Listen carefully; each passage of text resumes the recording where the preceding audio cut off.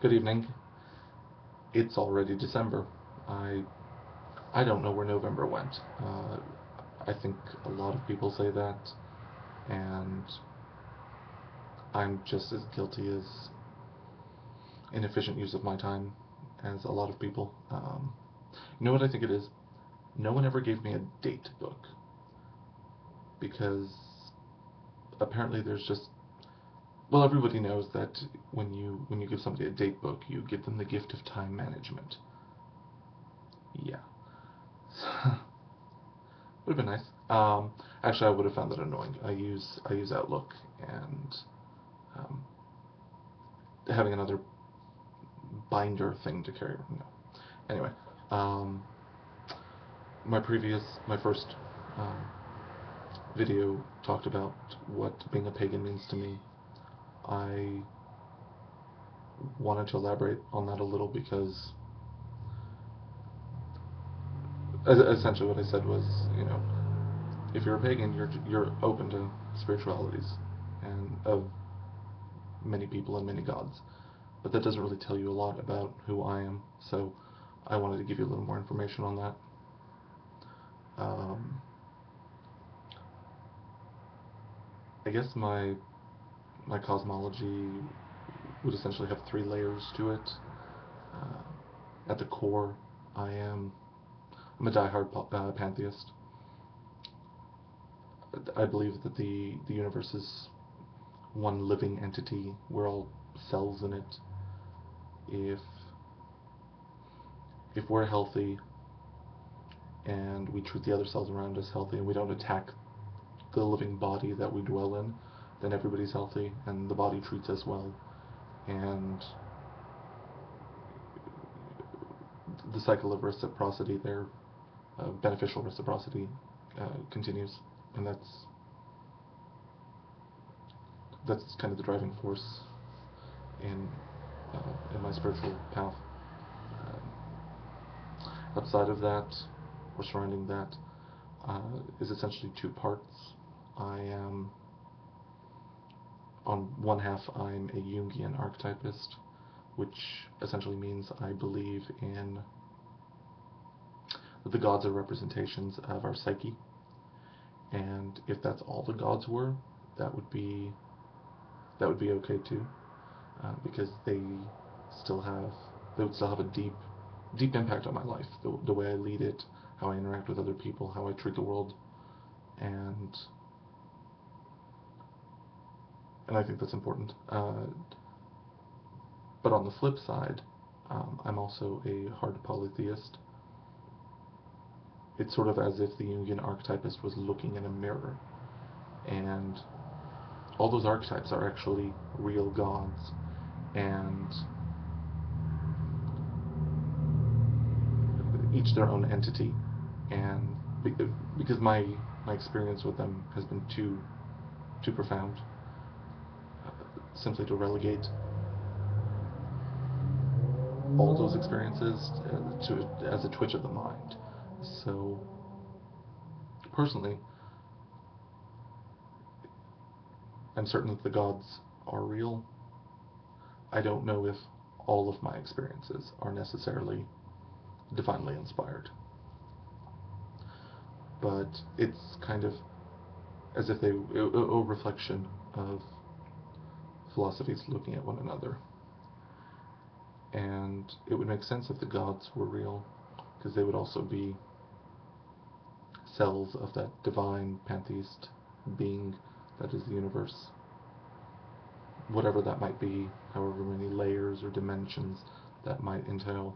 But that's not really relevant, and the gods have more of a day-to-day impact on my life. And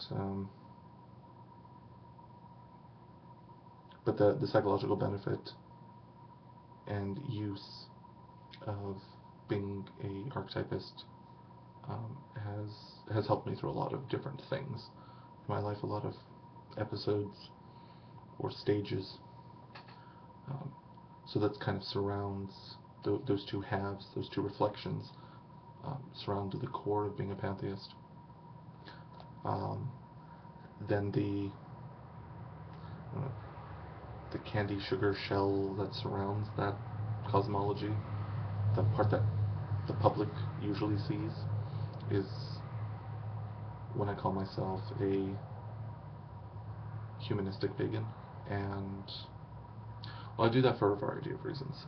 One of them, it's because when I'm trying to have a discussion with somebody, especially with a discussion as touchy as religion, I find it useful to find common ground. And when I approach religion from a rational perspective, and I talk about the overall benefits of religion uh, for society at large, for personal psychology, for personal health, physiologically, religion is good for your cardiovascular system, and a lot of mental health things. People who are religious usually stay married longer, although that might have more with roots of having shared culture. But if I can discuss that and find the common ground of, yes, these are quantifiable benefits, then usually my listener is more uh, receptive to the term pagan than if I just came out as, hey, I'm a witch and I cast spells, and do you want to see my broomstick? uh, versus, I feel healthier because I worship on the full moon. So, and it's not because I'm hiding who I really am, or I'm embarrassed, or I'm in the proverbial broom closet. It's because not everyone needs to know all the nitty gritty. Some people are just not receptive. I'm just not that open. I'm not the type of person to go around with labels of who I am.